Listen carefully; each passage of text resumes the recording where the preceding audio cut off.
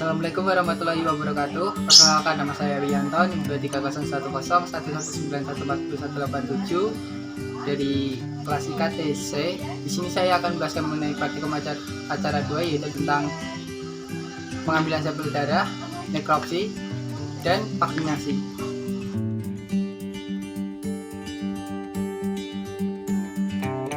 Alat yang digunakan dalam pengambilan sampel darah yaitu terdiri dari spuit, alkohol, kapas, vakum tube, dan ayam. Nah, pertama dalam pengambilan sampel darah yaitu tuang alkohol ke dalam ke kapas, lalu oleskan ke saluran vena pada ayam agar terlihat jelas.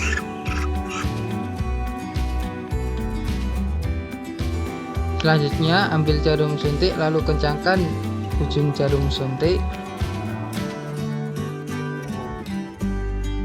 Suntikkan ke saluran vena lalu tarik secara perlahan darah yang masuk ke jarum suntik.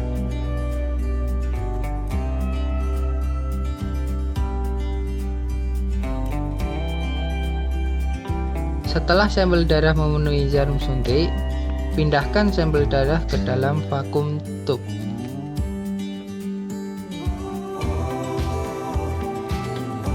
Alat dan bahan yang digunakan dalam nekropsi ayam yaitu yang pertama ada pisau, gunting, asahan pisau, dan ayam.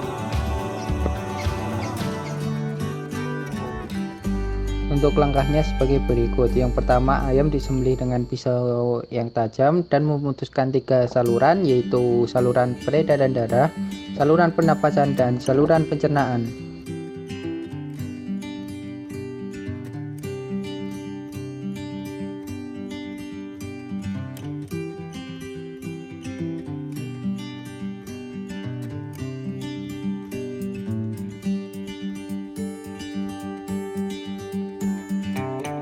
Setelah ayam tersebut mati, kemudian bersihkan dengan air mengalir.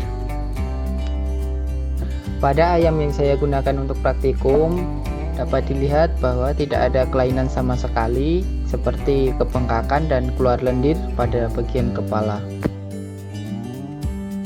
Untuk sinus pada ayam yang saya gunakan dapat dilihat bahwa tidak ada lendir cair dan padatan seperti keju. Untuk pemeriksaan di bagian kepala, potong dengan gunting bagian rongga hidung hingga rongga mulut, lalu gunting kelopak mata, periksa apakah ada perubahan warna atau tidak. Bila kelopak mata berwarna merah, maka kadar amonia pada liter terlalu tinggi. Untuk bagian matanya sendiri dapat dilihat berwarna putih cerah dan tidak pucat, serta kulit penutup mata tidak berwarna merah meradang maupun berwarna kebiruan. Untuk bagian lehernya sendiri tidak ada luka terbuka dan terdapat limfoid atau organ kekebalan tubuh yaitu timus.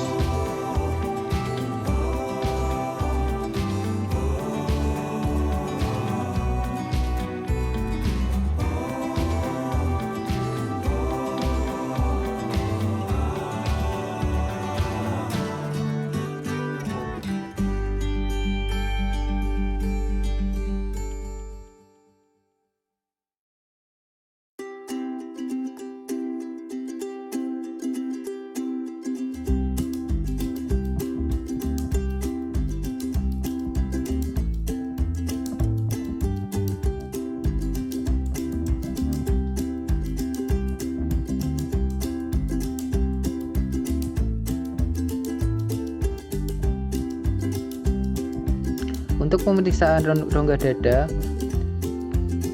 gunting tulang dada bawah dan motong tulang iga dari bawah menuju leher dengan pisau. Amati permukaan rongga dada. Pada ayam tersebut dapat dilihat tidak adanya cairan bening, cairan putih kekuningan, maupun padatan seperti keju.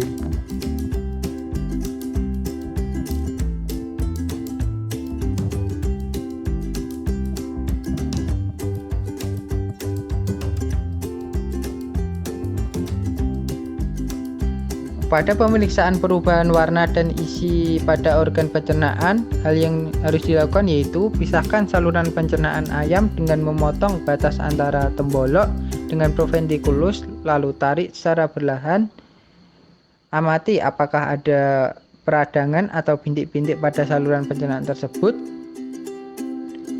Lalu belah saluran pencernaan pada bagian usus menggunakan gunting ataupun pisau. Ketika melakukan pembelahan pada saluran pencernaan harus dilakukan dengan hati-hati agar tidak terputus usus yang dibelah.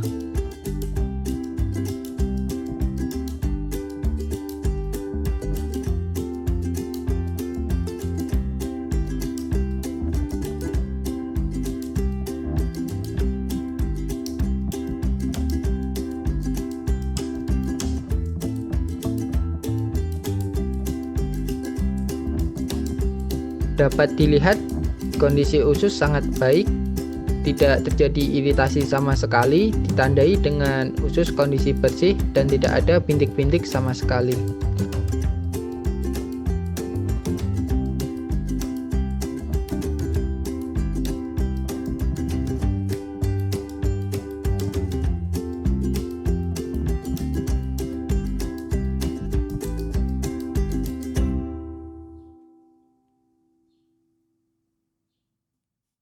Untuk isi pakan pada proventriculus menurut saya normal, tidak ada darah dan cairan berwarna kuning.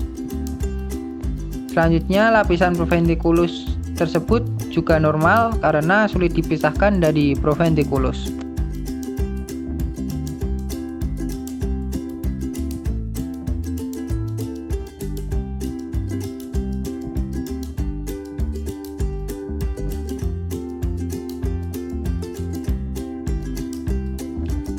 Selanjutnya pemeriksaan organ sistem kekebalan tubuh pada ayam dilakukan dengan bursa Fabricius yang terletak di dekat kloaka dipisahkan dari tubuh ayam.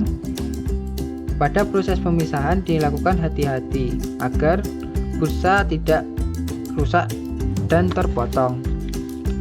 Setelah terpisah dari tubuh ayam, potong menjadi dua lalu periksa kondisi apakah ada perubahan warna atau ada kecacatan pada fisik bursa Fabricius tersebut.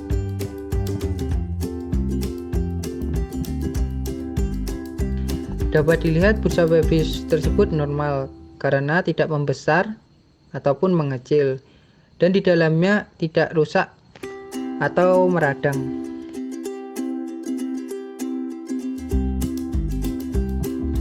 Untuk kondisi jantungnya sendiri normal karena tidak terjadi peradangan dan kondisinya kering. Itu menandakan bahwa ayam tersebut tidak stres. Selanjutnya pemeriksaan saluran pernapasan. Pada trakea, bronkus, bronkeolus, dan paru-paru tidak ada kelainan sama sekali. Dan pada bronkus tidak mengalami peradangan ataupun bintik-bintik darah.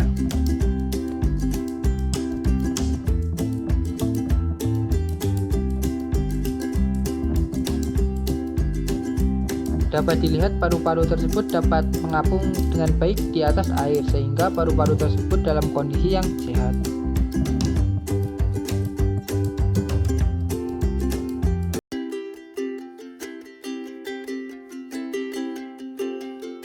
Vaksinasi merupakan upaya pencegahan penyakit yang dilakukan dengan cara memasukkan agen yang telah dilemahkan maupun dimatikan ke dalam tubuh ternak. Fungsi dari vaksinasi yaitu menggertak pembentukan kekebalan atau antibodi pada tubuh ternak sehingga mampu mencegah infeksi penyakit. Jenis vaksin ada dua, yaitu vaksin aktif dan vaksin inaktif.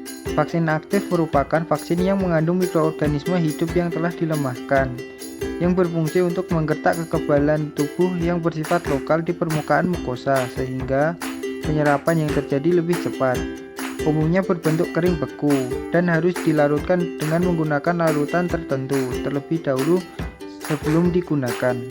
Sedangkan vaksin inaktif merupakan vaksin yang mengandung mikroorganisme yang telah dimatikan dengan metode tertentu seperti menggunakan suhu yang panas dan radiasi.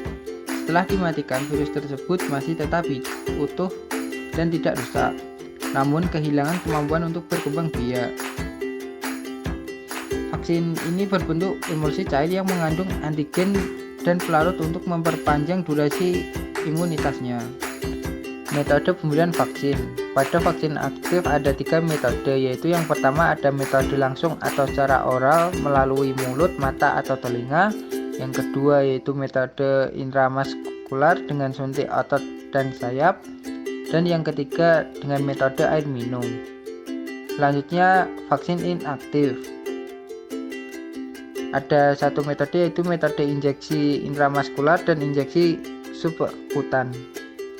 Frekuensi pemberian vaksin. Untuk jenis vaksin untuk ayam broiler ada 5. Yang pertama ada AMD, dilakukan 1-2 kali pada minggu pertama dan minggu kedua.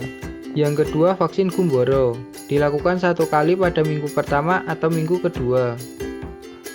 Yang ketiga vaksin AI, dilakukan 1 kali pada minggu pertama atau minggu kedua. Yang keempat vaksin IB, dilakukan 1-2 kali pada minggu pertama dan minggu kedua atau mengikuti program vaksin ND. Yang kelima yaitu vaksin Coryza, dilakukan 1 kali pada minggu pertama dan minggu kedua. Selanjutnya program vaksin untuk ayam layar yang terbagi menjadi 8.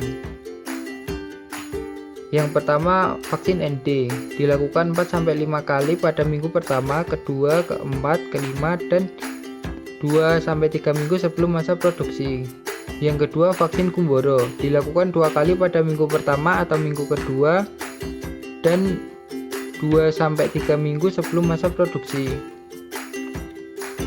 Yang ketiga yaitu vaksin AI, dilakukan 3 kali pada minggu pertama sampai kedua, minggu keempat sampai ketujuh, dan 2-3 minggu sebelum masa produksi. Yang keempat vaksin IB, dilakukan 4-5 kali mengikuti program vaksin ND. Yang kelima yaitu vaksin Coryza, dilakukan 2 kali pada minggu ke-6 dan minggu ke-10.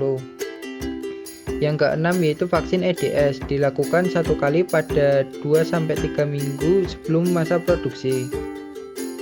Yang ketujuh yaitu vaksin ILT, dilakukan 1 kali pada minggu ke-8. Yang ke-8 yaitu vaksin POC, dilakukan 1 kali pada minggu ke-8.